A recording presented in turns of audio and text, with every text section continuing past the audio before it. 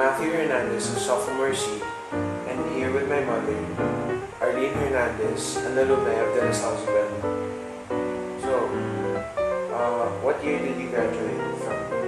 I was part of the second batch of De La Salle graduate, De La Salle school graduate, class of 1985. 1985, so... That's almost 29 years ago. Turning 30. Pearl celebrants on 2015. What was your contribution to the school during your stay in Isabel or after graduating? During my stay in Isabel, I was just the usual student. I was part of being a leader in school. My contribution after graduating is that there were times that they would ask me to be resource persons to speak to students like you. And then now that you are students yourselves in La Salle, I try to be active in the Parents Association and was once the representative of your batch, and there we became part of the board of directors and tried to contribute in the improvement of the school and also the students' welfare. By also bringing up children who are God-fearing and with the Lasallian virtues, I could say that I also contributed to our alma mater. Okay? And I hope I am doing it. What job did you aim for while you were still in school? And what job? How far is the difference from the job that you have now? When I was young, I was molded by my parents to become a doctor. I had no role model for being a doctor, and they wanted me to become the first in the family. So my dream was to become a physician even when I was still in Sobel.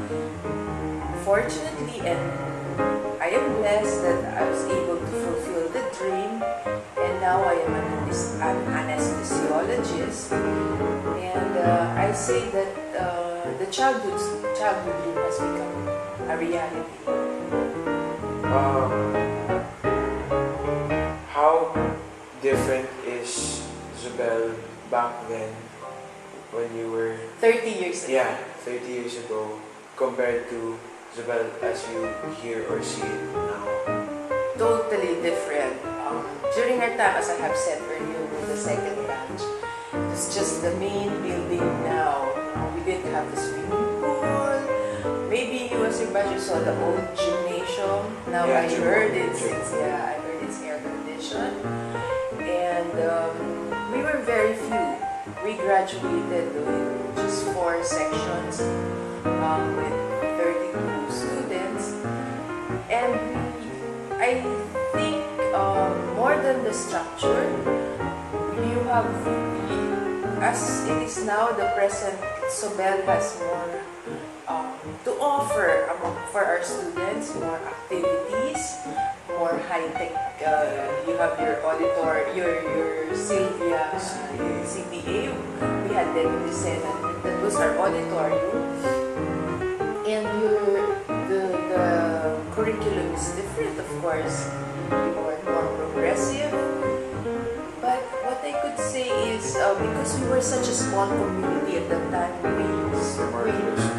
we know each other, and our teachers, we will be talking more on a personal level with them, and I think the teachers will know us also on the personal level too, no? And at the time, there was so much room for improvement, so much room for progress.